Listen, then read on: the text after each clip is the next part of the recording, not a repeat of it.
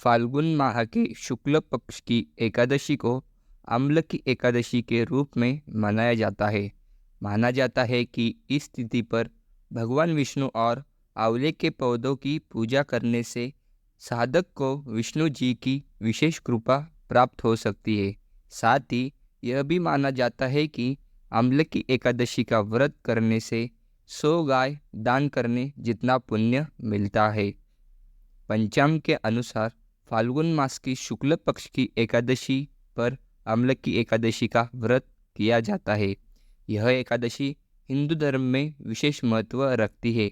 इस तिथि पर भगवान विष्णु के साथ साथ आंवले के पेड़ की भी पूजा की जाती है। पूर्ण फल की प्राप्ति के लिए अम्ल की एकादशी के दौरान इसका व्रत कथा का पाठ जरूर करना चाहिए। ऐसे में आइए हम जानते हैं कि अम्ल की एकादशी का व्रत कथा। पौराणिक कथा के अनुसार प्राचीन समय में वैदिक नामक एक नगर था, जहाँ चैत्ररथ नामक चंद्रवंशी राजा राज्य करते थे। नगरवासी बहुत ही प्रसन्न थे। इस नगर में सभी लोग विष्णु जी की भक्ति और एकादशी का व्रत किया करते थे। ऐसे एक बार फाल्गुन शुक्ल एकादशी के दिन सभी भक्तजन व्रत कर भगवान विष्णु की पूजा अर्चना और रात्रि जागरण कर रहे थे। तभी वहाँ एक महापापी और दुराचारी शिकारी आया। वह भी वहाँ रुककर भगवान विष्णु की कथा तथा एकादशी का महत्व सुनने लगा। इस प्रकार उस शिकारी ने अपनी पूरी रात जागरण करते हुए व्यतीत की।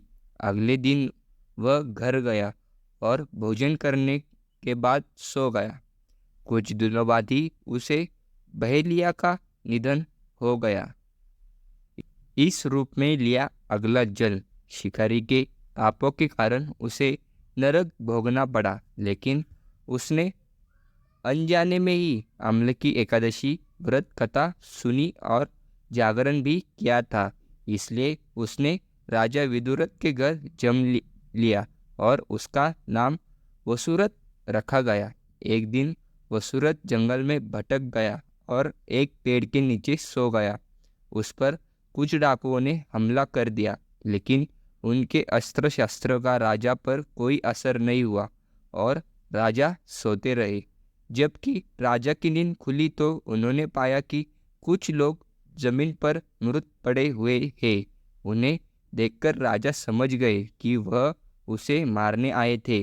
तभी आकाशवाणी हुई कि ये राजन, भगवान विष्णु ने तेरी जान बचा ली है। तुमने पिछले जन्म में अम्ल की एकादशी की व्रत कथा सुन ली और यह उसी का फल है। अन्य पौराणिक कथा। अम्ल की एकादशी की एक अन्य पौराणिक कथा भी प्रचलित है। कथा के अनुसार भगवान विष्णु की नाभि से ब्रह्मा जी की उत्पत्ति हुई। ब्रह्मा जी को स्वयं के बारे में जानने की इच्छा हुई। इस सवालों का जवाब जानने के लिए ब्रह्मा जी ने भगवान विष्णु की तपस्या की।